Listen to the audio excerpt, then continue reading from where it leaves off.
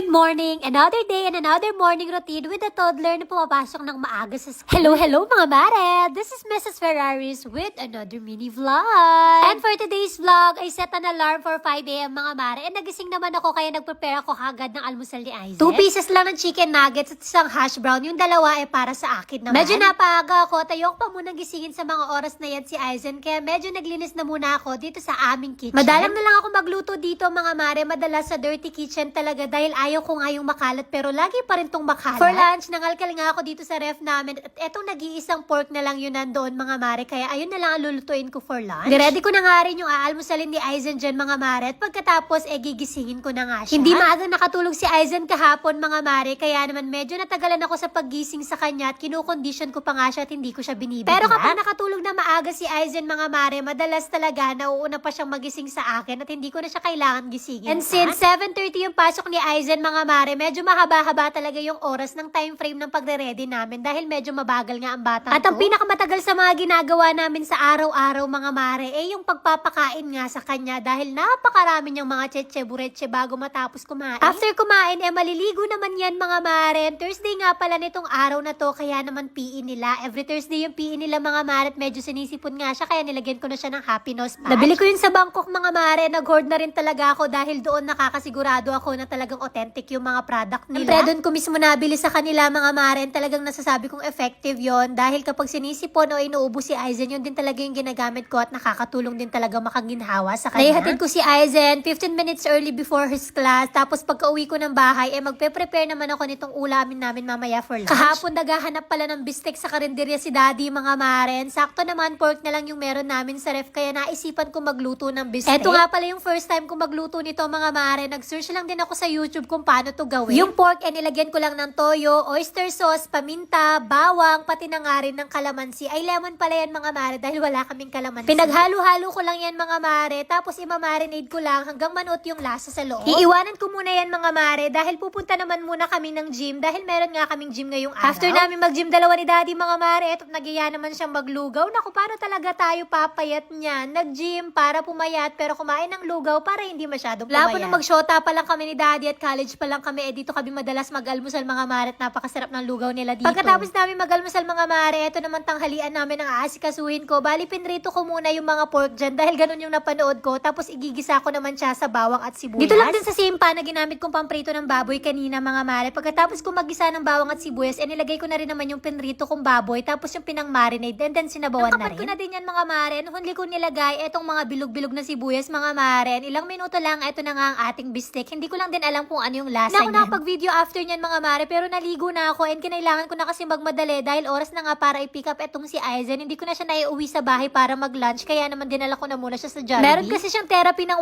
1 p.m. mga mare. Kung uuwi pa kami, hindi na kami aabot. And then after ng therapy niya, umuwi na rin naman kami ng bahay and nagutom at napagod nga siya kaya after niya, natulog na din siya.